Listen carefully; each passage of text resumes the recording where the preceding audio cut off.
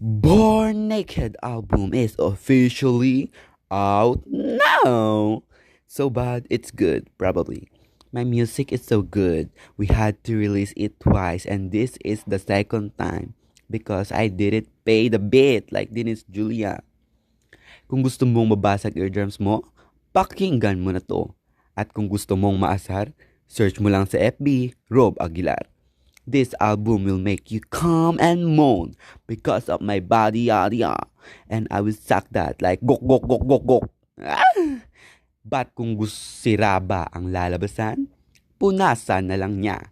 Get ready to have this album stuck in your head for the rest of your life.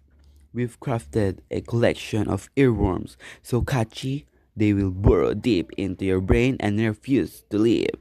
Thank you very much.